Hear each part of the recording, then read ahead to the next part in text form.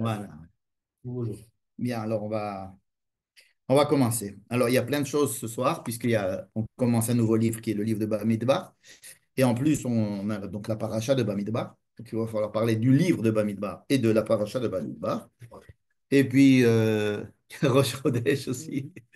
Et il y a, ce soir, c'est Rosh Chodesh, mais il y a aussi Shavuot bientôt.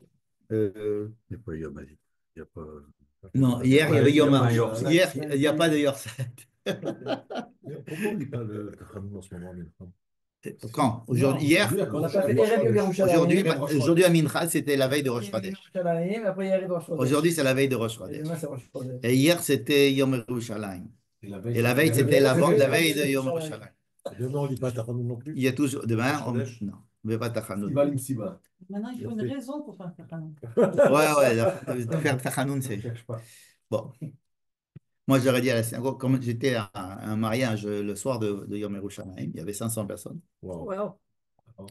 avec une dizaine de rabbins, avec des barbes, avec des chapeaux et tout À ça. Jérusalem? Non, non, Ah. je donne. Et donc, on a fait Arvit, mais Arvit normal. Bon. Après le mariage, ok, les discours, Normal. normal. Personne n'a parlé Ah de Yom oui, oui. Yerushalayim. Ah, voilà. C'est bientôt Yom Shavuot, Shavuot. ça oui. Oui, mais rien du tout. Alors, à un moment, il y avait. Les Il faut sionistes. faire. Non, non, il y avait personne.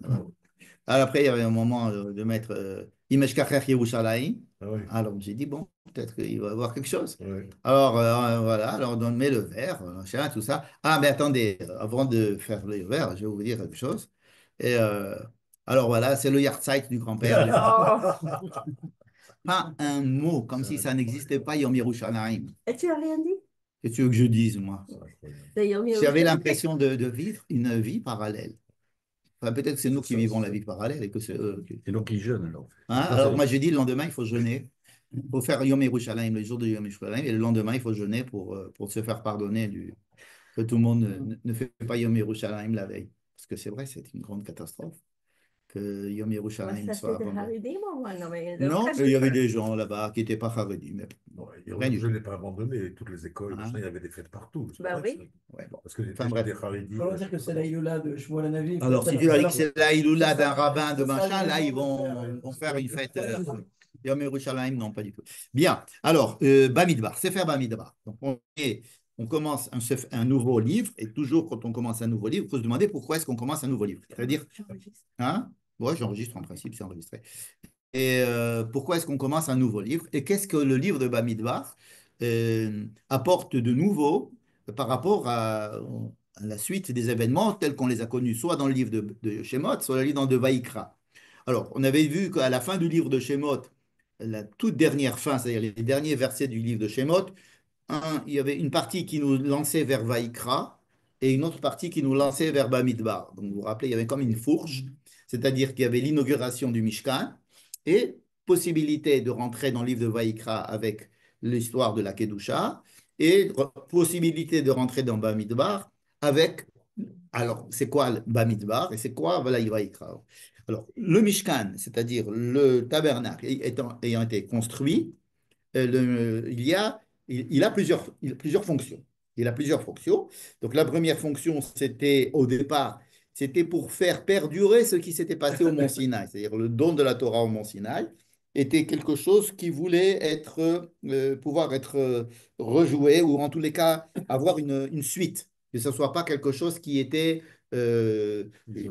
permis et dans le temps et dans l'espace. C'est-à-dire que les gens, ils voulaient rester au Sinaï, évidemment, et ils voudraient aussi maintenir cette impression comme ça de dévoilement, où tout à coup, l'homme n'a plus de questions, il voit les choses, tout est évident, c'est quelque chose assez flippant, quoi, de ne plus avoir, qu'un homme n'ait plus de questions à se poser.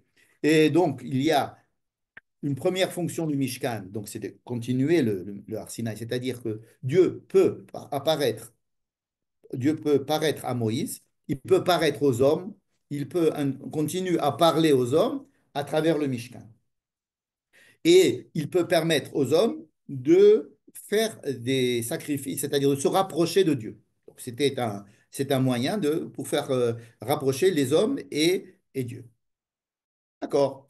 Le livre de Vaïkra, c'est l'aspect, j'allais dire, religieux. C'est l'aspect, qu'est-ce qui se passe à l'intérieur du Beth Amikdash et quelle sorte de sacrifice il faut faire, comment est-ce qu'on peut les apporter, comment est-ce que les Kohen, qui sont des fonctionnaires du Beth Amikdash, peuvent prendre leurs fonctions et comment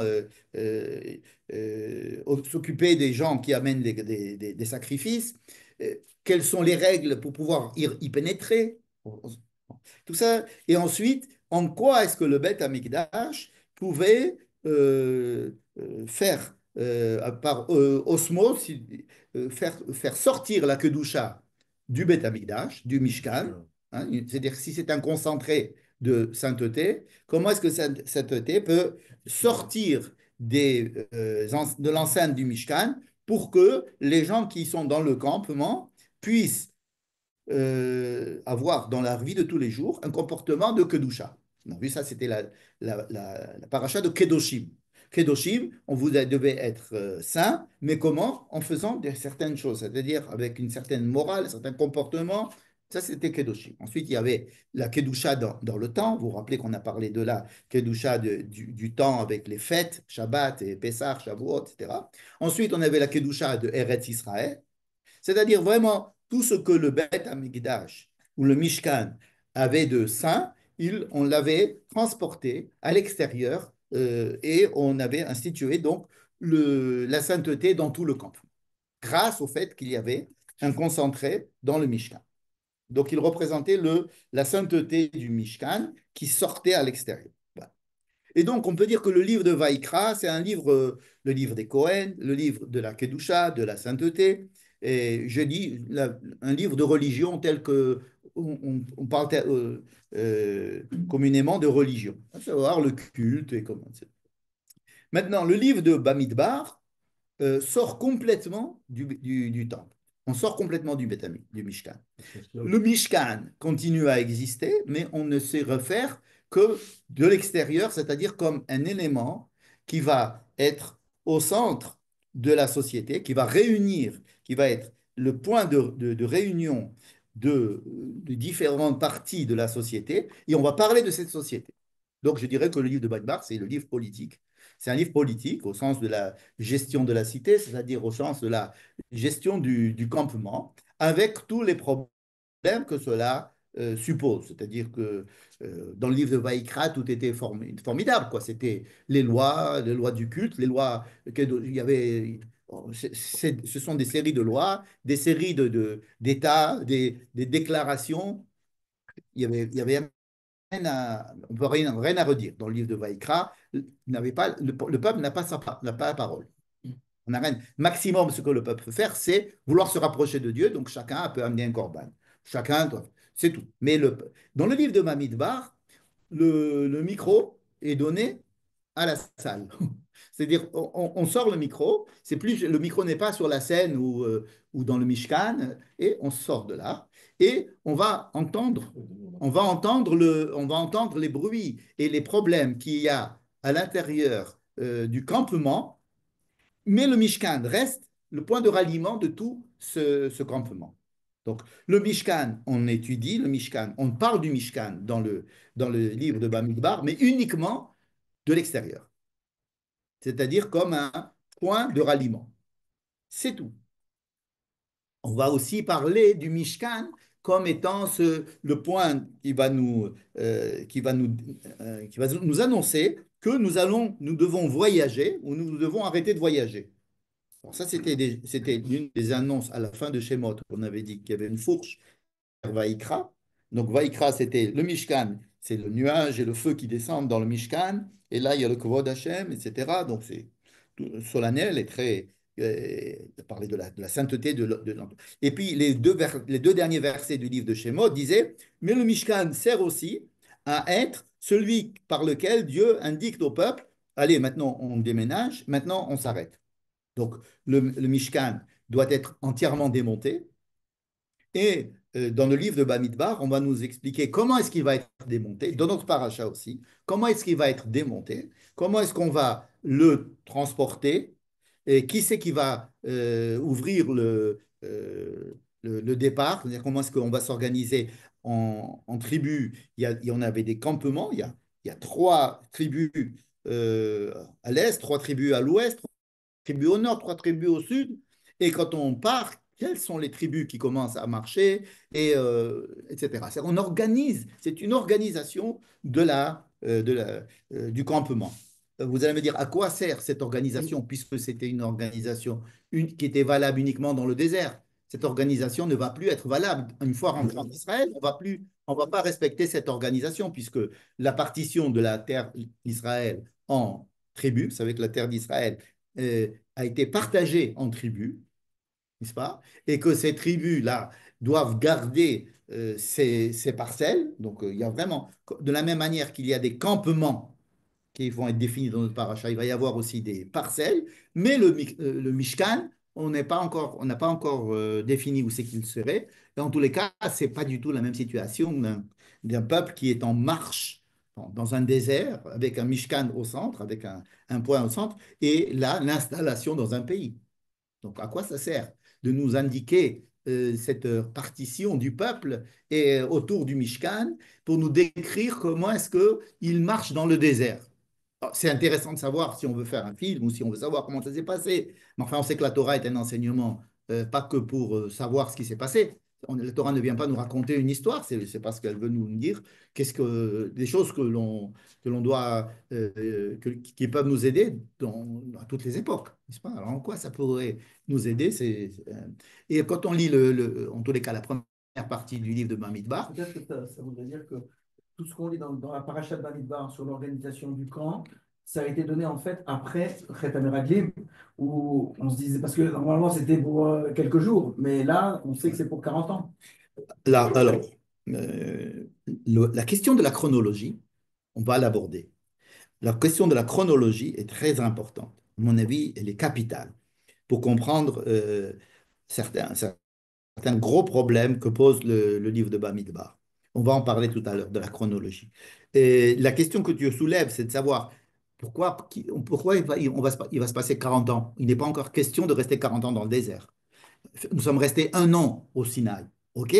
Mais on devrait rentrer en Israël tout de suite pour construire un Mishkan qui va être démontable et qui va être transportable. On a l'impression que c'est pour une longue période.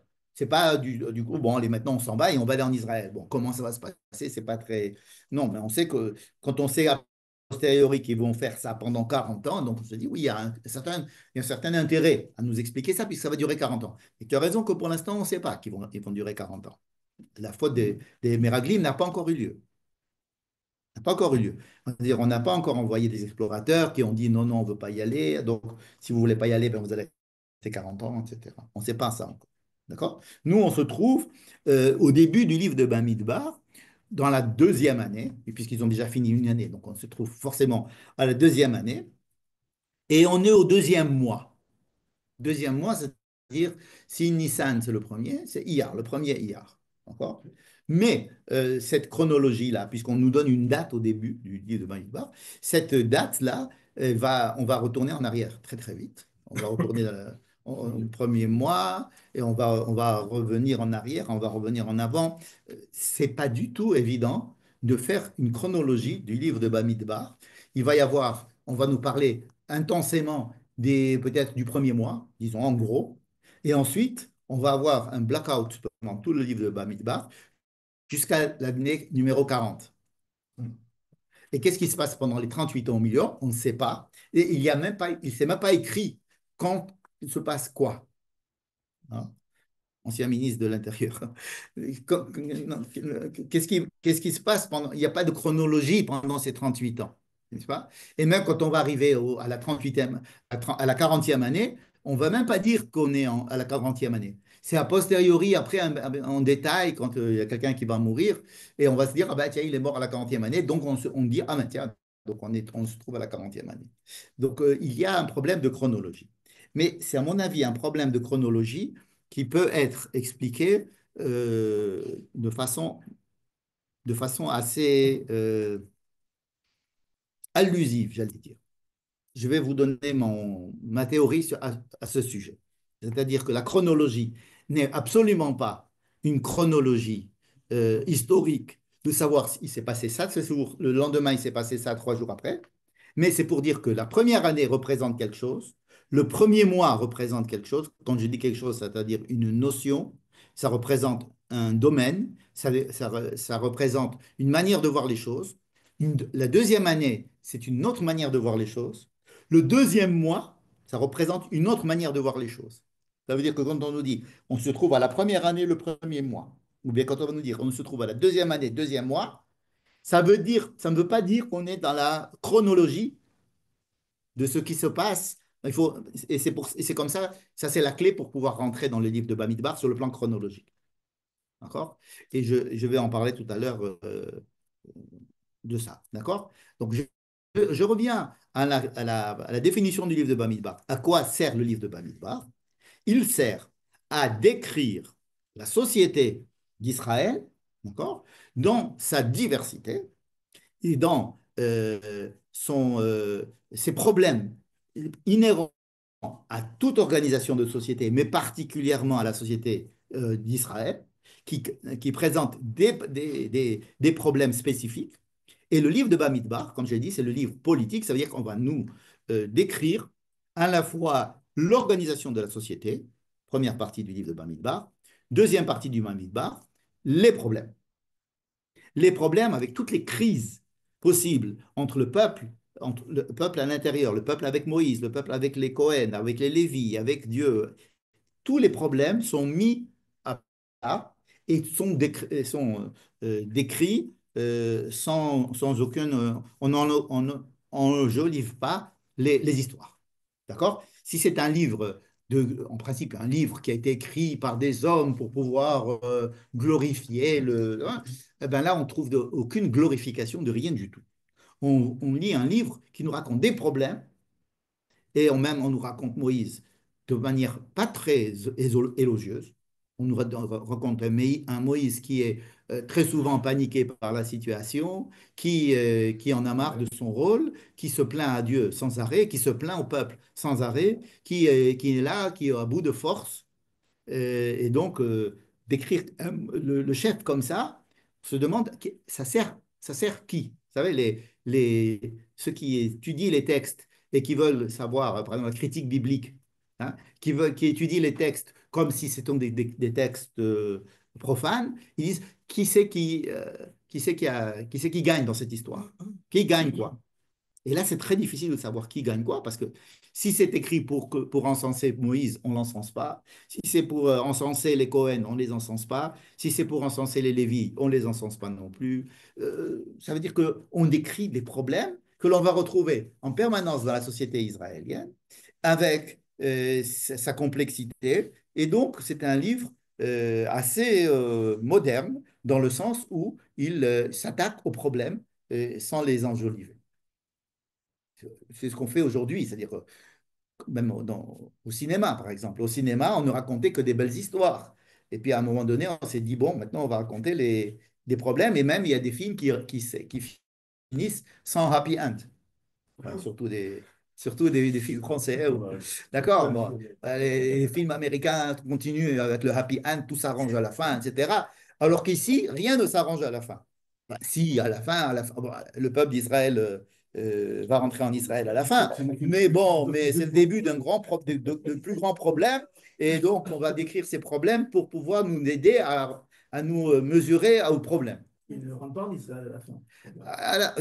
On ne nous raconte pas l'entrée en Israël. C'est-à-dire que la Torah ne raconte pas qu'ils sont rentrés en Israël. On nous raconte simplement qu'ils sont arrivés, sur le point de rentrer. Moïse meurt et il faut passer à un autre livre, mais pas dans la Torah. On laisse le suspense pour qu'on puisse regarder les Sinon, personne ne suivants. Alors, si c'est pour voir l'épisode suivant, c'est quoi l'épisode suivant? Parce qu'à la fin de la Torah, en principe, c'est la Torah. Et le livre de Josué n'a pas été inclus dans la Torah. Donc, il faut payer les droits pour acheter la série c'est une autre série qui commence, et c'est pas donc une série qui dit au prochain épisode, mais c'est pas inclus dans cette série, c'est un peu difficile. En tous les cas, le livre de Bamidbar, c'est un livre qui va étudier la société et pas du tout le côté religieux. D'accord? Donc, la séparation entre les deux domaines, déjà, est une information. Pourquoi séparer le politique du religieux? Pourquoi séparer le politique du religieux? Oui, Ce sont deux catégories. bien qu'en Israël, elles sont intimement liées. Bon, elles sont extrêmement liées, hein. Par exemple, pourquoi Ah, mais venir ce en sont les Israël? deux faces d'une Pourquoi ne même pas, pièce. si on veut trouver une solution politique au peuple juif, pourquoi ne pas aller en Ouganda? Hein? Ça serait une solution politique tout à fait indépendante de la religion ou de n'importe quel texte ou de n'importe quelle histoire. Si on a décidé de venir en Israël, c'est parce qu'il y a un attachement à la Bible, au fait qu'on était là avant, enfin, qu'il y a une histoire, il y a un contenu spirituel en Israël, et ce qui fait qu'on est obligé de vivre les deux. Mais quand même, séparer les deux pouvoirs, j'ai déjà dit ça, les deux pouvoirs, mais les deux aspects, c'est pour, à mon avis, pour, comme l'habitude de faire la Torah, éclairer les choses d'éclairage différents, quand chaque éclairage est libre. C'est-à-dire, quand j'éclaire le côté religieux, je veux le faire que du côté religieux. Théorie pratique. Oui, comme la théorie et la pratique, mais en fait, le livre, on ne peut pas dire que le livre de Vaikra, ça soit un livre théorique. Il y a beaucoup de pratiques dedans, puisqu'il y a le livre Parashat de Kedoshim, c'est toute une série de mitzvot. Mais il y a ici, on veut analyser la situation du côté du temple, on l'analyse à fond du côté du temple. Ensuite, on arrête et on l'analyse d'un autre côté. Ouais, le résultat, c'est que même au sein du peuple juif, on va retrouver des juifs qui ne vont Qui vont s'attacher qu'à ça ou qu'à ça. ou qu'à ça, alors que par nécessité, il faut Il s'attacher aux faudrait deux. les deux. Nahon. Et on aurait peut-être mieux fait de les lier Alors, de qu'est-ce manière qu'a fait toute intriquée. la loi orale? Toute la loi, à savoir la Mishnah et la Gemara, et le Shulchan Aruch après, et Rambam, qu'est-ce qu'ils ont fait? Ils ont tout relié. C'est-à-dire ils ne considèrent pas du tout que la Torah est partagée en 5 livres. C'est-à-dire qu'il y a une phrase ici qui dit ça, ça m'enseigne quelque chose. Oui, mais il y a écrit ça aussi là-bas, donc voilà, il faut que ça m'enseigne. Comme si ces deux versets étaient côte à côte. On ne fait pas de différence en se disant, attends, ce verset-là, il est dans le livre de Bamidbar, et celui-là est dans le livre de Vaikra. Donc, ils n'ont pas la même acception. Non, non. La Gemara prend tout et amalgame tout et arrive à une seule, ce qu'on appelle aujourd'hui la halacha, à savoir une manière de se comporter qui puisse être à la fois respecter toutes les différentes façons de voir de la Torah. Mais la Torah elle-même, elle les a séparés. C'est-à-dire qu'il faut bien être conscient de ça. C'est une séparation et il faut bien étudier les séparations et pourquoi il y a des séparations et pourquoi. Et il faudrait que nous continuions à étudier la Torah selon ces séparations, bien que sur le plan pratique, on va nous dire, c'est voilà la voilà l'arabe. Pourquoi? Parce que c'est impossible de l'étafquer, de fonctionner si on ne peut pas se fonctionner sur plein de registres à la fois. Donc on est obligé de savoir, bon, il y a Shabbat, qu'est-ce que je fais? Shabbat, A, B, C, D, etc. Même si Shabbat est écrit ici comme ça, et Shabbat c'est écrit comme ça, et Shabbat c'est écrit comme ça, eh ben, je vais tout englober et je vais essayer de faire une salade de tout ça, en tous les cas quelque chose qui soit digeste, mais comme une soupe de légumes, avec plein de légumes, mais que je vais moudre tout ça dans un liquide compact, et donc c'est la halakha. Donc la halakha dit, la Torah dit que. Et en fait, la Torah ne dit pas que, la Torah éclaire de plusieurs manières les choses, n'est-ce pas? Donc, il faut toujours avoir en tête que aujourd'hui, ce qu'on appelle l'étude de la Torah, en fait, ce n'est pas l'étude de la Torah, c'est l'étude de la Gemara. L'étude de la Gemara, du Talmud, c'est une étude synthétique qui prend la Torah, qui la synthétise en un seul bloc. D'accord? Et elle ne se pose pas la question si il a écrit ce verset, il est écrit ici, mais tu as remarqué que ce n'est pas dans le même endroit. Ça ne fait rien, on les remet ensemble pour qu'il y ait une seule manière de comprendre et de voir et de raconter l'histoire. C'est plus simple.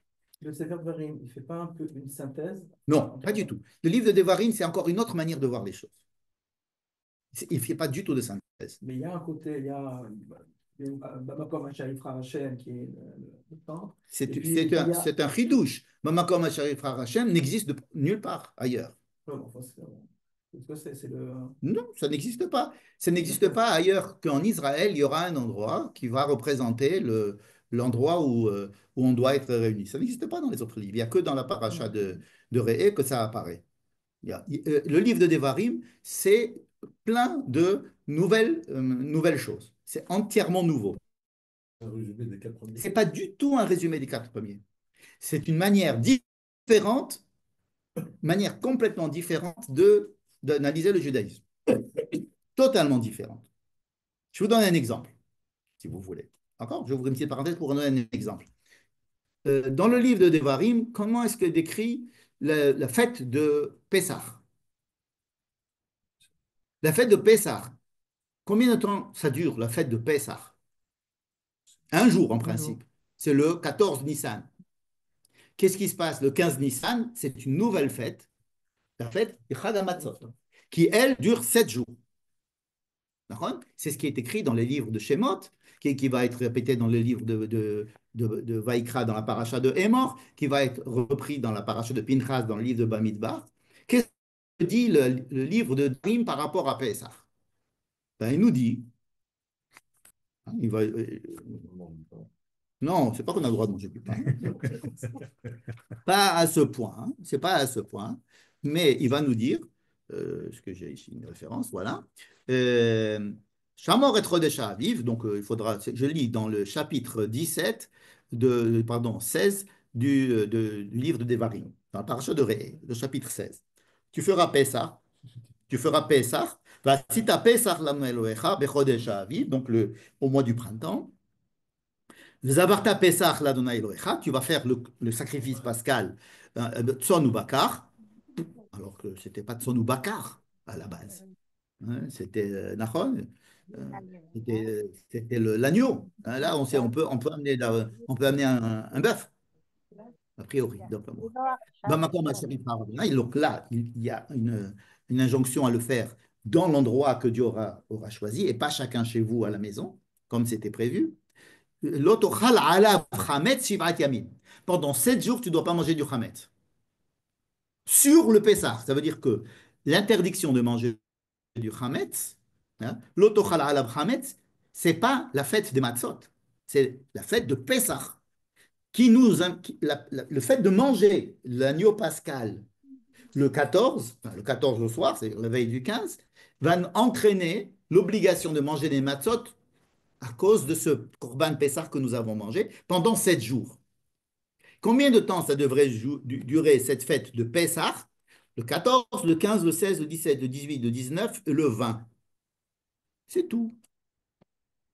C'est tout. Après, je ne vous dis pas d'après la halakha. Ben si, parce que Bezavarta Pesach l'Analecha, l'Otochal ala Shiv'at Yamim, Tochal alav Matzot, Lechem Roni, Ki Bechipazon Yatzata Merel Mitzrayim. Velo Yerae Lecha Seor Bechol Gevulecha. La suite de ce Corban Pessah, déjà tu es dans le 15 à partir de ça. Oui. Alors c'est Benosaf. Oui, mais c'est pour lui. Alors c'est pour lui. Non, c'est pas le lendemain. Ça ne veut pas dire pour lui. Mais oui, c'est sur lui. En plus de lui. Ah ben oui. Le jour de Pessah, le jour du moment. Al-Nashav Loleisha. Ça veut dire en plus. Oui, mais quand tu vas manger le Corban Pessah, le jour où tu vas le manger, tu dois le manger avec des matzot. Parce que tu vas le manger le soir. Non, même le moment où je le mange. Non, mais tu le manges le soir, il fait nuit. Ok, mais ça fait partie du 14. C'est très bien. Ah ben si. Ah ben si, parce que le Corban Pessah, il n'est pas un jour de fête comme Shabbat, etc., qui commence la veille. Et il commence à midi et il finit le soir. Et ça, c'est déjà le jour du Corban Pessah, le 14. Et il faudra manger ça. C'est-à-dire qu'on se considère comme si on était dans le temple où la journée commence le matin ou au moment où on fait le sacrifice et finit à minuit ou le lendemain matin. C'est comme ça qu'une journée de sacrifice est considérée dans le temple. Donc ici, il est question de sacrifice et on considère cette journée de sacrifice comme débutant au moins le matin, si ce n'est à midi, et finissant le lendemain matin. Et dans cette journée-là, qui commence le matin et qui finit le lendemain, c'est le 14, on mange le Corban Pessah et on n'a pas le droit de manger du Hametz quand on mange le Corban Pessah et on doit manger dessus, avec lui, du matzot. Et on va continuer pendant 7 jours. Ce qui va nous amener au 20 Nissan. Donc là, on nous dit, changement de programme, tu ne peux pas faire le Pessah dans ta maison, parce qu'en principe, on aurait dû le faire à la maison. Ça, on le sait. Ensuite, Pourquoi Shechet Yamim Tochal Matzot? Parce que le premier jour, on t'a dit que c'était Pessah. Mais après, il ne te reste plus que 6 jours. D'accord? Ou Bayom Hashemi Atzeret. Le septième jour, tu arrêtes. Le septième. Les rabbins vont prendre tout ça, ils vont faire une seule. Ils vont faire ce que nous connaissons. Mais si on ne considère que le livre de Devarim, Pessah, Pessah, c'est le 14 et on ne finit Pessah le 20. Pourquoi est-ce que je dis ça? Parce que il y a quelque chose qui est assez étonnant. Dans le livre de Bamidbar, on va apprendre qu'il y a un deuxième Pessah. C'est-à-dire les gens qui sont impurs pour faire le premier Pessah, on leur donne une possibilité de faire Pessah le mois d'après. Et le mois d'après, c'est décrit dans le livre de Bamidbar, ils vont faire le 14, la fête de Pessah. Il n'est pas écrit combien de jours ça va durer. Et ils ne mangent pas de matzot non plus. On ne mange pas de matzot. Alors aujourd'hui, la halakha, c'est que le Pessah, qu'on appelle Pessah Sheni, ne dure qu'un jour. Oui, mais là-bas, ils ont fait Pessah, mais on ne dit pas combien de jours. On peut manger du chametz, ça, c'est chez nous. À Pessah Sheni, oui. Pessah Sheni, après, le Pessah Sheni, quand c'est aujourd'hui, on ne fait pas Pessah Sheni mamash, parce qu'on on peut pas faire le sacrifice de l'agneau pascal, on ne peut pas le faire aujourd'hui. Donc c'est simplement une commémoration, c'est Zecher les korban, les Pessah Sheni. Mais dans le Pessah Sheni, qui est décrit dans le livre de Bamidbar, combien de jours dure Pessah? C'est pas écrit. Par contre, on sait que le 20 de ce mois-là, ils ont pu quitter le Sinaï. Je répète, le 14 Iyar a été fêté le Pessah, le deuxième Pessah. N'est-ce pas? Le 14 Iyar. Le 20 Iyar, il quitte le Sinaï. Pourquoi le peuple d'Israël quitte le mont Sinaï le 20 Iyar? Alors que c'est encore Pessah. D'après qui? Non, c'est-à-dire que. D'après ce que je viens de dire, d'après le livre de Devarim, que Pessah commence le 14 et finit le 20, le 20, on finit et on prend Hanan se lève et le lendemain matin, on est déjà à faire les bagages. C'est pas la mienne, c'est l'explication du Rav Tamir Granol. D'accord? Pour expliquer pourquoi ils partent le 20 Iyar, et pourquoi ils partent pas, par exemple, le 15 Iyar, ou le 16, ou le 17, ou le 18. Hein? On peut dire que c'était le lendemain du 14 Nissan. 14 Nissan, ils ont fait Pessah Sheni, donc ils peuvent partir le 15, le 16, le 17, le 18, le 19. Pourquoi ils partent le 20? Le 20 parce que c'est 14 plus 7. Mais 7 en commençant du 14. Et comme c'est écrit dans le livre de Devarim. Il n'y a pas de Tashloumim à Pessah Sheni. Alors peut-être tu peux le considérer comme Tashloumim du Korban. En principe, Comme un non. Shavuot. En principe, oui. Tu as des Tashloumim que pour les Chagiga. Mais tu n'as pas de Tashloumim pour le Korban Pessah.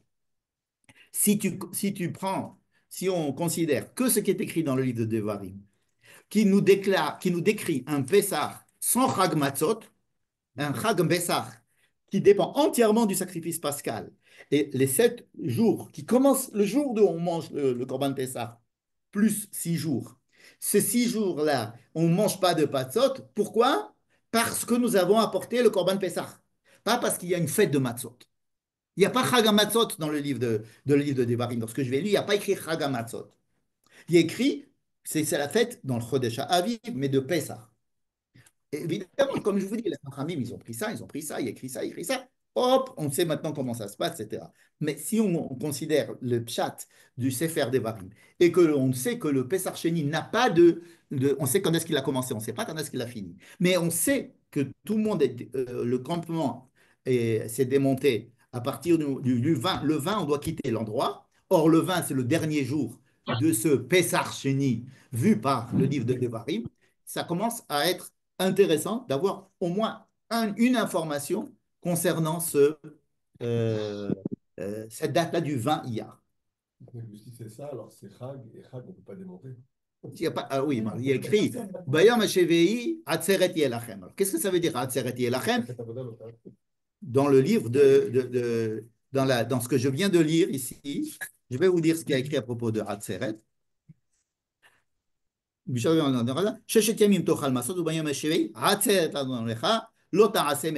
dois le faire un jour de fête. Alors, est-ce que ce Yom Shevi'i, c'est le vin, justement, le vin, le vin. C'est le 25 jours de fête, on peut pas Donc, c'est un jour de fête. Ça veut dire que, eh bien, pourquoi il s'appellerait Atzeret? Parce qu'on arrête d'être dans le Sinaï, on arrête, on finit tout ce qui concerne le Pessar Sheni, et donc, c'est le 21 qui sont partis. Donc, le 20, le Hanan monte et qui partent le 21. J'ai une autre explication pourquoi le 20 Nissan, ils doivent partir. Elle est beaucoup plus alambiquée. Le 20 hier, pardon. Pourquoi le 20 hier et pas? Parce que, à mon avis, tout ce qui se passe dans le premier mois de la deuxième année se repasse le deuxième mois de la deuxième année. Ce que j'ai dit tout à l'heure. Ça veut dire que quand on nous dit le deuxième mois, c'est le premier mois, mais vu d'une autre manière. Ça, c'est entièrement personnel. Vraiment, vous n'avez pas du tout, je vous conseille pas de le retenir. Mais ce n'est pas quelque chose qui est écrit nulle part. Mais je fais cette proposition. Quand la Torah dit le deuxième mois, elle parle du premier mois, mais d'une autre manière, d'être vu d'une autre manière. Et alors tout s'arrange. Le premier jour de ce mois-là, Moïse a construit le Mishkan. Le huitième jour, ça a été l'inauguration du Mishkan. Donc du 1 au 8, c'était les 7 jours de Milouim. D'accord? Le huitième jour du Nissan ou de Iyar, peu importe, c'est-à-dire que le huitième jour du mois a été mort de Nadav Avihu, les Kohanim, etc. Ce même jour commence 12 jours des Korbanot des Nessiim qui nous arrivent, qui nous amènent au 19 et le 20 ensemble. Et donc, le Iyar et Nissan, ce n'est qu'un seul mois. Ce n'est qu'un seul mois. Comment est-ce qu'on va le développer dans la halakha avec, alors, le Pessar Sheni prend une toute autre dimension. Pessar Sheni, c'est la vision de Pessar vue par le peuple. C'est-à-dire, Dieu, il nous dit, mais écoutez, vous êtes impur le jour de Pessar, vous ne pouvez pas faire Pessar. Ben, c'est pas grave. Vous n'êtes pas tenu. Hein? Si vous êtes impur, vous ne faites pas le Corban Pessah. Si, car, par exemple, vous avez pas eu le temps d'acheter votre étrog, et donc on ne va pas vous dire, ben, vous referez Sukkot le mois prochain. Si tu n'as pas eu de garçon, ben, tu ne fais pas de Brit Mila. Tu ne vas pas dire, ah non, non, il faut emprunter un garçon et faire un Brit Mila à quelqu'un d'autre. Non, il n'y a pas écrit, il y a pas de remplacement pour rien. Rien, il n'y a pas du tout de remplacement d'aucune fête. Donc, si il y a quelqu'un qui est impur le jour de Pessah, c'est pas grave. Il n'est pas carré, il n'est rien du tout. N'est-ce pas? Si tout le monde est impur, alors là, c'est encore plus permis parce que on peut faire des corbans quand si tout le peuple est impur, alors c'est comme si tout le monde était pur. D'accord? Pourquoi avoir créé ce Pessah Sheni si ce n'est que pour dire qu'il y a une deuxième dimension à Pessah, c'est pas celle seulement où Dieu nous fait sortir d'Égypte, mais c'est celle où le peuple, les individus veulent participer à cette sortie volontairement. Ils disent, nous, on veut faire Pessah. On ne peut pas, mais on veut quand même. Tu nous crées un Pessah, tu te débrouilles, tu nous fais un Pessah, parce que ils n'ont pas dit, on est impur, on rentre quand même faire le Pessah. Non, on respecte la loi. On est impur, on ne fait pas. Mais on veut qu'il y ait un autre Pessah.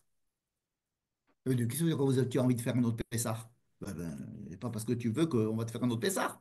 Dieu tout dit, oui, oui, il n'y a pas de problème. Le deuxième mois, ça sera le. Pourquoi pas 7 jours après ou 10 jours après? Pourquoi le deuxième mois? Pourquoi faire Pessah un mois après? Pourquoi ne pas le faire 10 jours après? Ceux qui étaient impurs, ils ont plus de chances d'être purs 10 jours après que dans un mois. Parce que dans un mois, ils vont être encore impurs avec autre chose. Tu continues, n'est-ce pas? Et alors, moi, je prétends que le Pessar Sheni, c'est l'expression humaine de la volonté de faire partie du peuple d'Israël dans le deuxième mois. Parce que tout le deuxième mois décrit ce qui est écrit dans le premier mois, mais du point de vue du peuple. Du point de vue du peuple. Et c'est pour ça qu'on décrit dès le début du livre de Bamidbar que ça se passe le deuxième mois. Alors que nous allons décrire ce qui va se passer pendant l'inauguration du temple. L'inauguration du temple, c'était le premier Nissan, c'est le premier mois. Vous comprenez? Donc, à mon avis, ce que je propose, c'est que le Sefer Bamidbar déclare dès le début qu'il se passe le deuxième mois de la deuxième année, le deuxième mois, parce que le point de vue du livre de Bamidbar, c'est le point de vue du peuple. C'est tout. Et donc, tout est vu sous cet angle.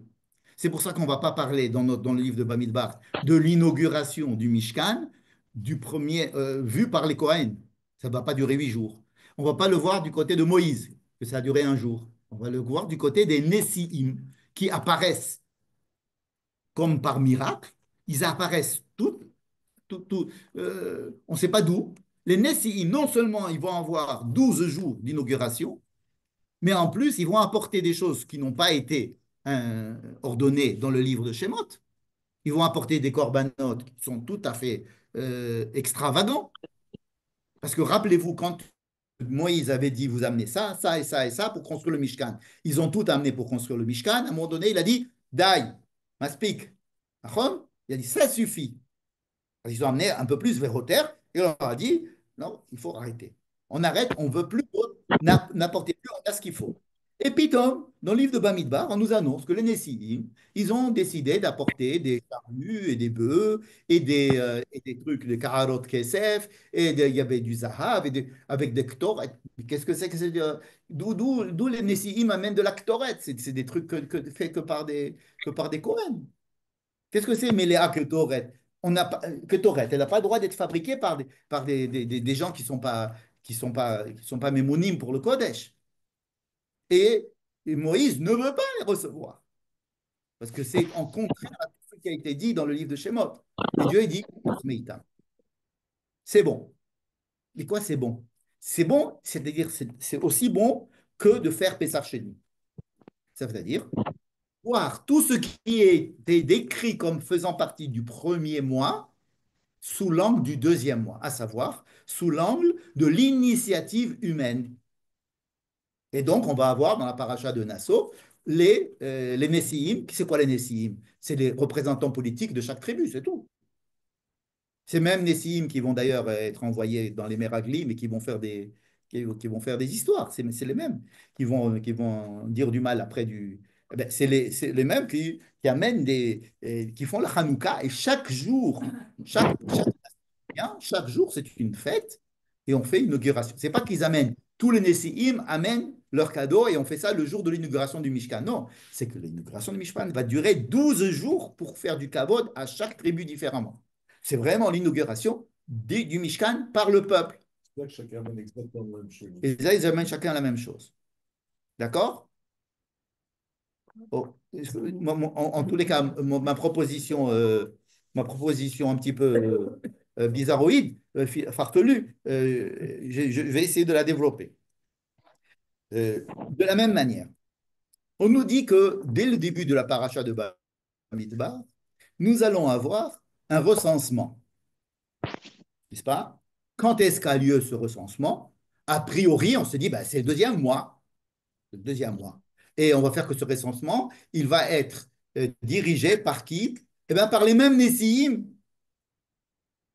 qui ont apporté mais ils les ont apportés quand? Premier mois ou le deuxième mois? Mais là, on est au deuxième mois. Alors, voici le nom de ceux qui doivent être parmi vous pendant le recensement. Et on donne la liste, comme si c'était tout à fait nouveau. Mais ce sont eux qui sont censés avoir amené, les corbanotes le premier Nissan ou le 8 Nissan. On ne le sait pas encore, mais quand on va le savoir, on va se rendre compte que c'est eux. Il faut bien les présenter la première fois que le texte en parle. Oui, mais si on prend la chronologie, encore une fois, historique, Le deuxième mois avant le premier, d'accord. on commence le deuxième mois avant le premier. D'accord, mais ça c'est une autre. Maintenant, au deuxième mois, Oui. c'est normal qu'on présente les participants. Oui, mais les participants, on les connaît parce qu'ils étaient là le premier mois. On les connaît, moi je ne les connaissais pas, je n'y étais pas. Oui, mais on va nous dire que c'était eux au premier mois. Et alors? Alors ça veut dire qu'ils étaient connus, puisque c'était quand la paracha de Nassau, elle te décrit. Pour le lecteur. Non, mais et Moïse, il les connaissait, puisque Dieu dit à Moïse, pour compter le peuple, tu vas prendre avec toi un tel, un tel, un tel, un tel, un tel. Mais c'était ceux qui étaient, et si ça se passe le deuxième mois, on les connaît déjà, puisque ce sont eux qui ont amené le premier mois déjà les corbanotes. Or, Il les connaît, mais disons, quand Moïse il écrit le texte, ben, il le fait, alors il le fait d'une manière qui est un peu bizarre, parce qu'il commence par le deuxième, mais c'est normal qu'à la première occurrence, il va nous décrire, parce qu'il n'écrit pas que pour les gens qui c'est sont pas lui là-bas. qui nous les Il décrit, écrit c'est pas lui qui nous les décrit, c'est Dieu qui décrit ça à Moïse. C'est-à-dire, il lui dit, Veille techen ihu. Donc, c'est-à-dire, voici les gens. Je vais te nommer les gens qui vont être qui vont être les représentants du peuple. Mais ce sont les mêmes gens qui, et si on suit la chronologie historique du texte, alors ce sont les mêmes gens qui venaient justement. On a fait une cérémonie pour chacun d'eux pendant 12 jours, 20 jours avant. Vous comprenez? Deuxièmement, ce recensement, hein?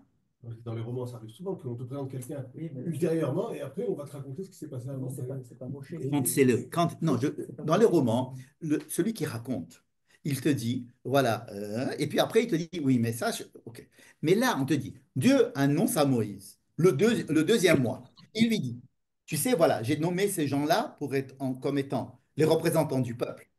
Et c'est eux qui vont être avec toi pour les compter. Il aurait dû dire ceux qui On ont. aurait pu dire ceux qui t'ont emporté le truc. Et Dieu, et le Rachid nous aurait dit, ben, t'as qu'à aller voir dans Parashat Nassau, ils sont écrits là-bas. Non, on nous les décrit ici comme si c'était Une invention. voilà, c'est une déclaration de Dieu à Moïse en disant, voici voici les résultats du jury de Dieu. 12 points Yehuda, machin, etc. On nous donne ici la liste. Ce qui fait que on a l'impression que on ne tient pas compte du fait que plus tard, on va nous raconter ce qui s'est passé avant et que c'est les mêmes. C'est pour ça que je propose que ce soit pas 2 mois séparés sur le plan historique, 2 mois séparés sur le plan que ce que représente, ce que se représentent les mois. À savoir, le premier mois représente ce qui vient de Dieu et le deuxième mois représente ce qui vient du peuple. Et que le livre de Bamidbar, il doit être obligatoirement vu comme s'il était fait le deuxième mois. Maintenant, un autre problème que nous avons, que tout le monde a, c'est qu'on va faire ce Ce que je veux dire, recensement. c'est que Befoual, quand est-ce que ça se passe, Tarlet, ça n'a pas d'importance. Oui, absolument. Ça n'a pas d'importance. Et que si la Torah dit que ça s'est passé le deuxième mois, c'est pour me dire que c'était Babrina Hashnia. Il y a le recensement. Le recensement, on va nous faire un recensement, on va compter exactement. Il y a 603 000, combien après? 603 550. On va trouver. Exactement le recensement qui a été fait dans le livre de Shemot. C'est-à-dire que lorsque Dieu a donné l'ordre de construire le Mishkan, et qu'il l'a donné la première année à Kippour, le lendemain de Kippour, ils ont commencé à donner l'ordre. Ils ont fabriqué le Mishkan. Quand est-ce qu'il a été fabriqué, ce Mishkan? Jusqu'à quand? Il a été fabriqué, on ne sait pas jusqu'à quand, mais en tous les cas, c'était prêt bien, bien, bien avant le mois de Hadar de la première année. N'est-ce pas? Or, là-bas, on nous dit ils ont utilisé des machatzit à shekel. Ah, machatzit à shekel, ça veut dire qu'ils les ont comptés. Oui, ils les ont comptés. Ah bon? Tu ne nous as pas dit qu'ils nous a comptés. Ben, on apprend. Et que ces machatzit à shekel, kesef, c'est avec les Adanim. Les Adanim, ils ont été construits.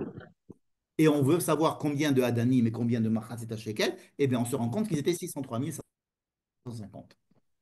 Comme par hasard. Quand? La première année. Bien avant tout ça. Alors, qu'est-ce qu'ils vont faire les commentateurs? Ils vont dire, bon, il y a eu deux. Il y a eu deux recensements. Un recensement qui a quelques mois avant, où on a trouvé le résultat à 603 550, et un deuxième recensement qui a eu lieu 3 mois, quelques mois après, où le résultat c'est 603 550. Mais comment c'est possible? Ah, il y a des gens qui sont nés, il y en a qui sont morts, il y en a qui sont très, etc. Non, mais ceux-là, ils sont nés plus, ceux-là, ils sont morts plus. On va trouver des histoires pour expliquer pourquoi 603 550 apparaissent ici et ici. Or, il est beaucoup plus logique de dire que c'est un seul et unique recensement et qu'il n'est pas question de dire ici que le recensement a eu lieu le deuxième mois.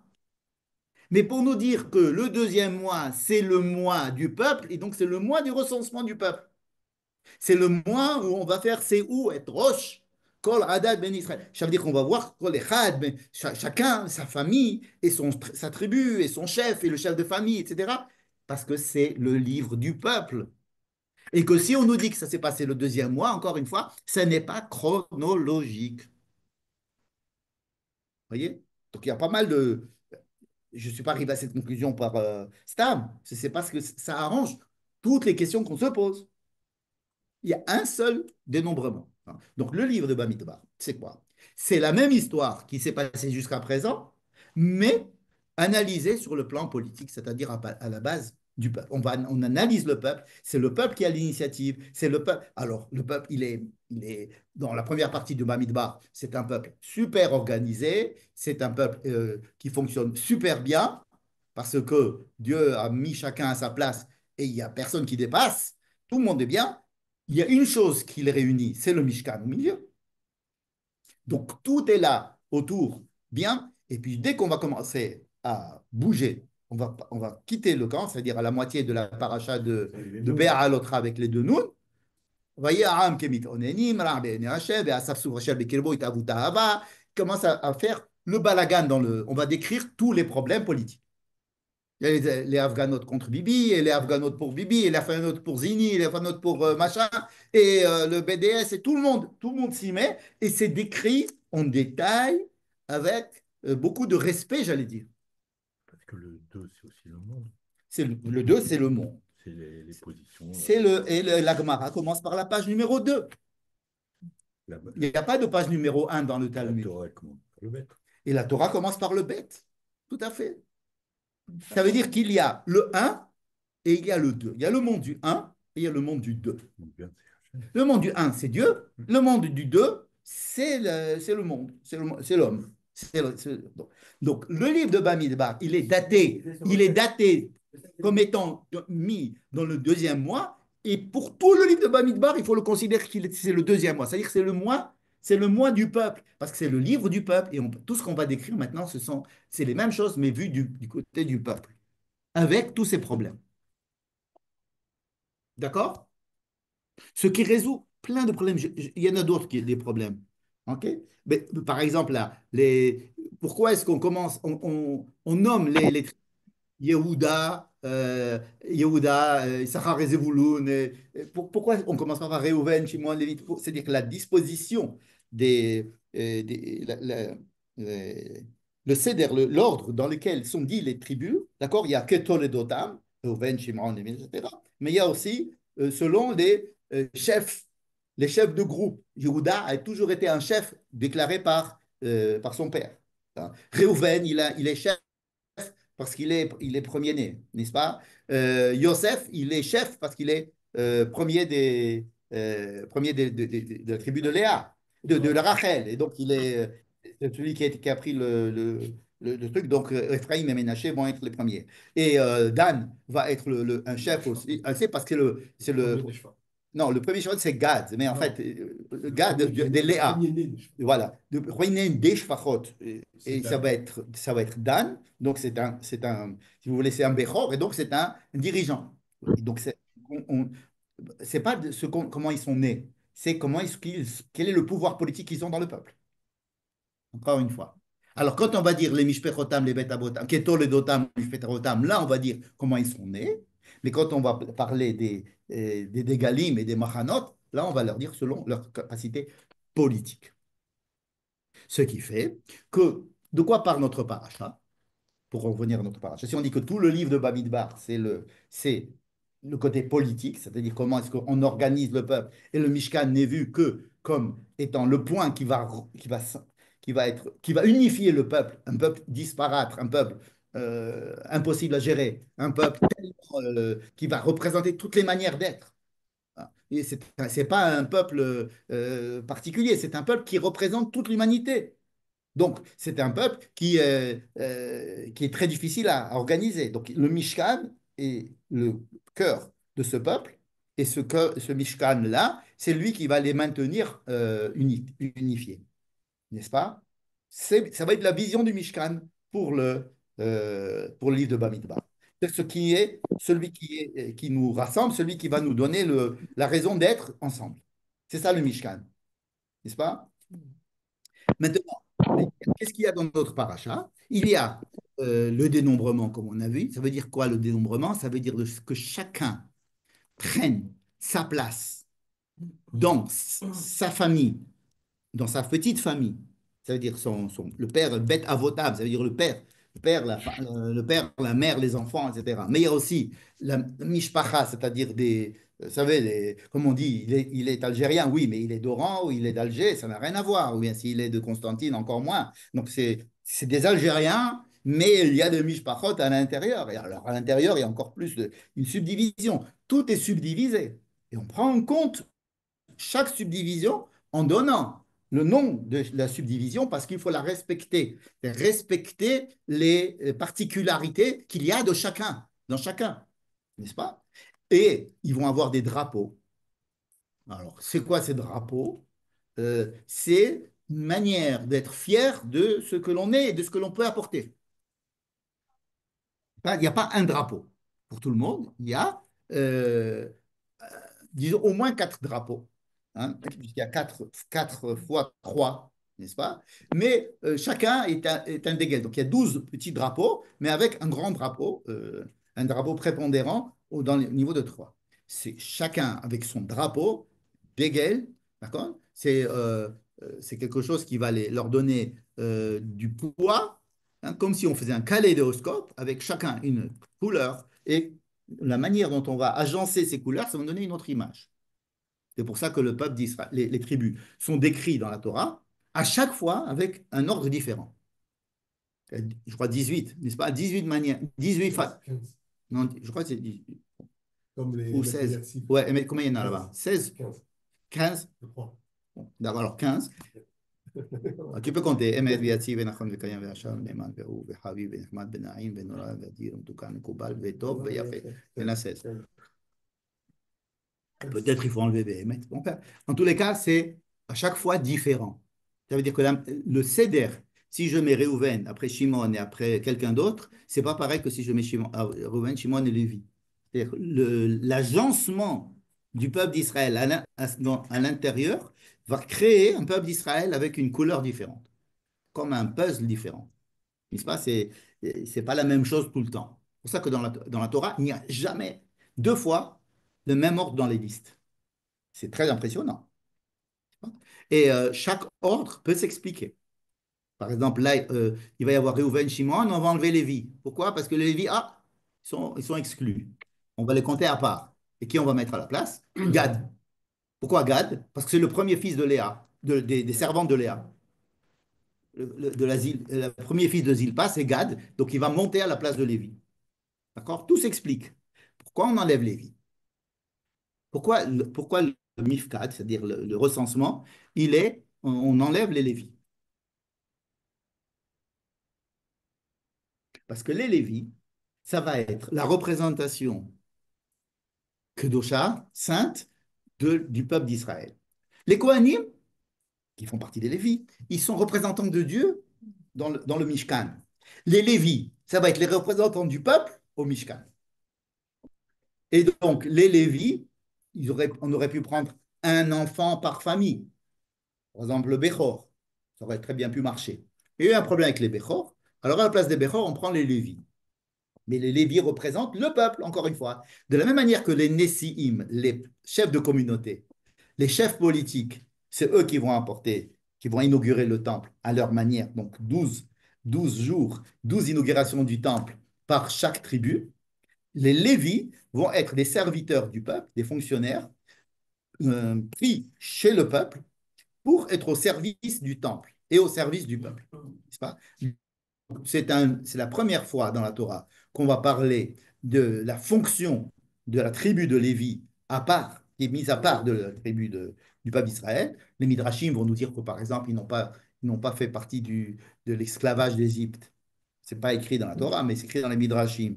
Ou bien ils vont nous dire que les Lévis n'ont pas participé à la faute du veau d'or.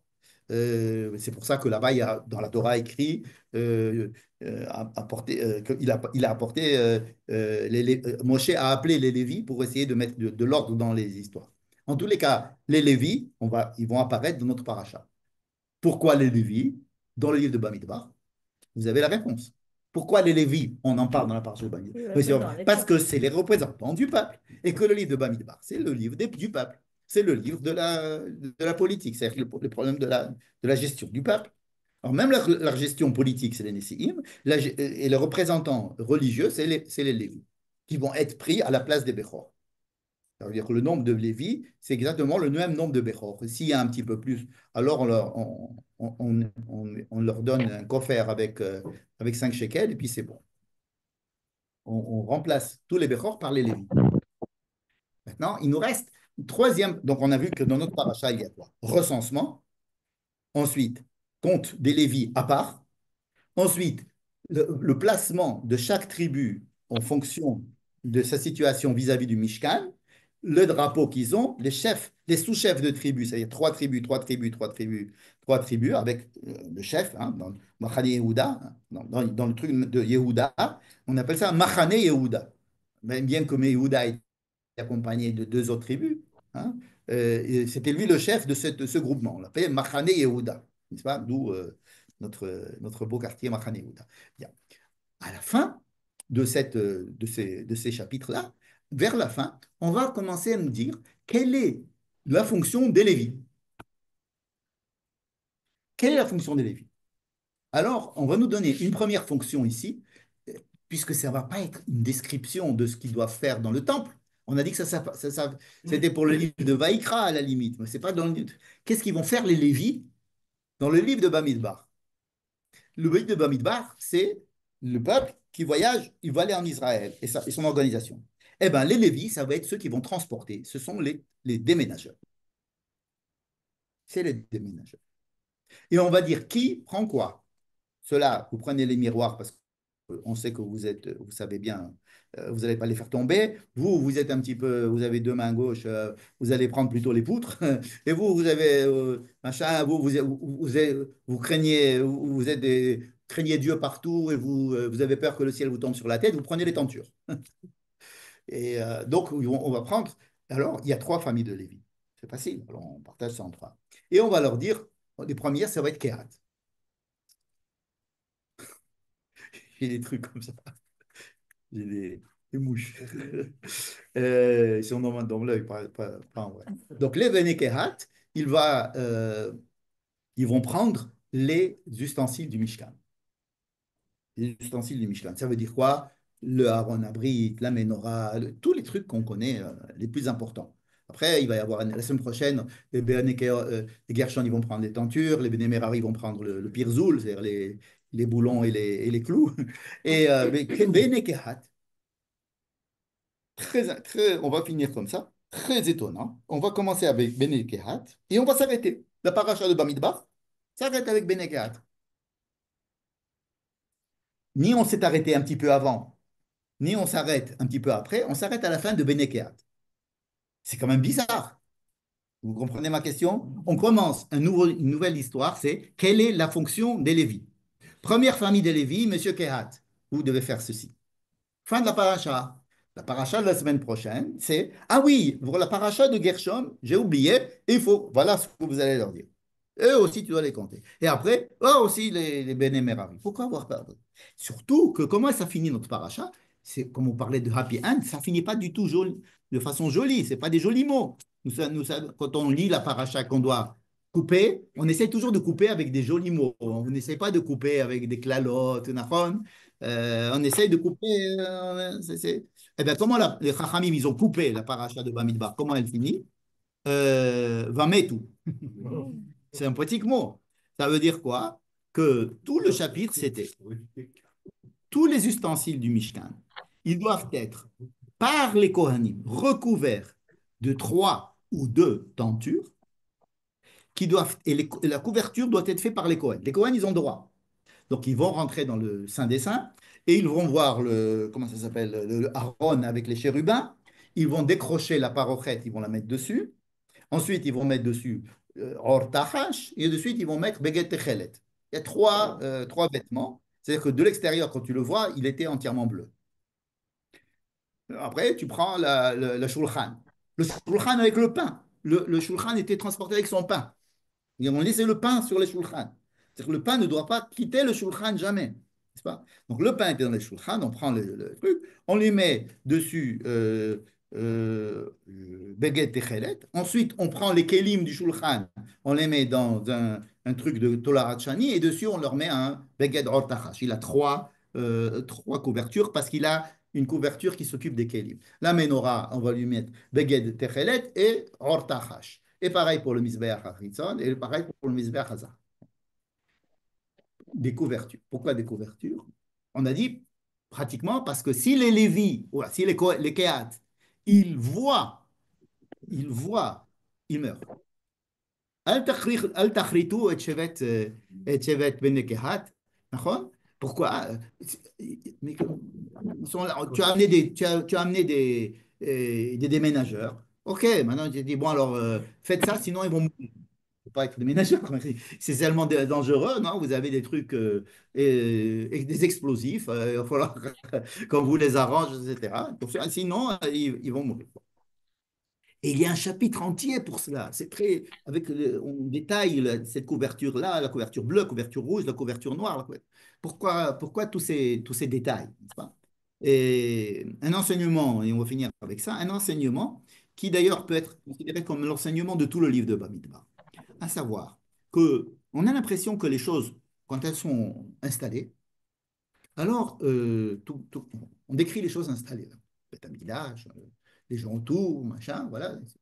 Quand on va sortir maintenant, on va être en route, on va être en chemin, ok? Ben, tout ce qu'on a décrit, c'est mis entre parenthèses. C'est mis entre parenthèses. Tout ce qu'on a décrit, c'est mis entre parenthèses. Toutes mes certitudes, toutes mes manières de penser, quand j'étais chez moi, que j'avais mon métier, que j'avais ma famille, que j'avais mon pays, tout ce qui est là, je suis habitué à ça. Maintenant, à partir du moment où je vais partir en transhumance, ou en voyage, ou en exil, ou quelque part, je vais me mettre en marche, je vais me mettre sur mode avion. Ça veut dire, je vais sur mode, bon, tout ce qu'il y avait avant, ça ne marche plus. Surtout la perception que j'ai du côté, c'est-à-dire la perception que j'ai de Dieu.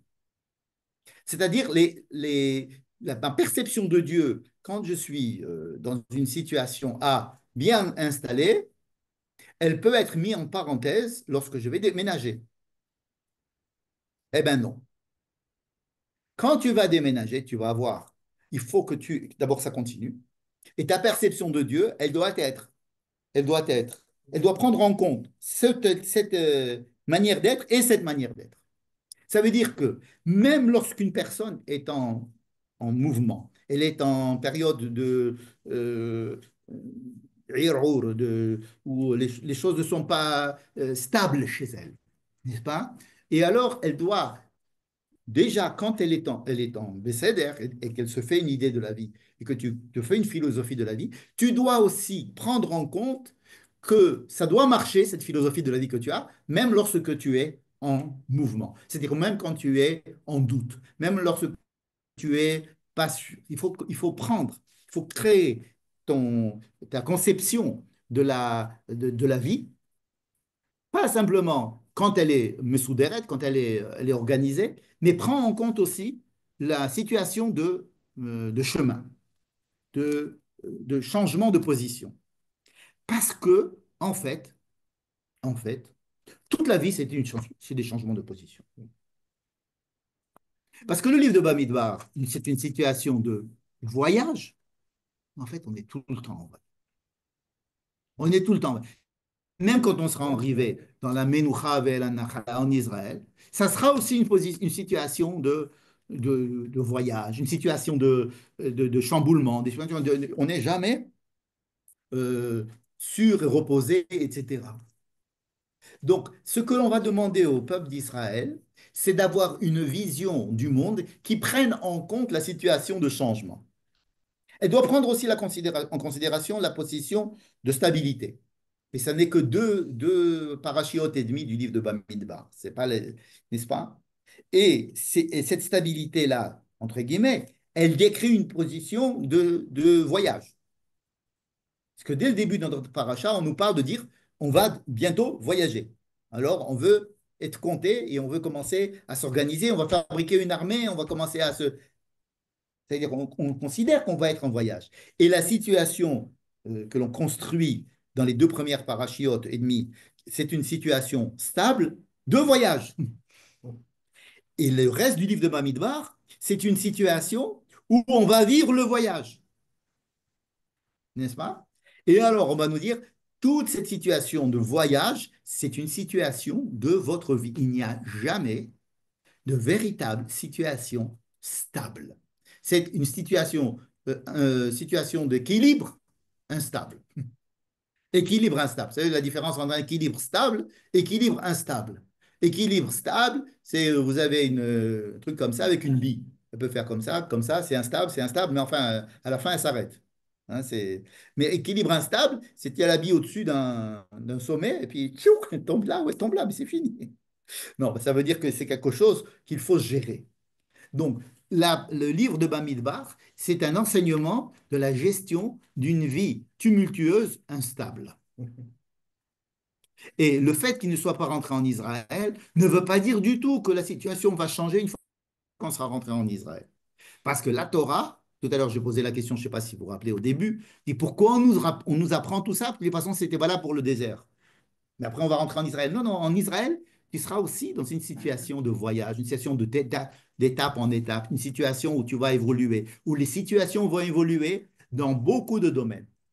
Et il faut prendre en compte ces situations de voyage comme des situations où vous allez vivre longtemps.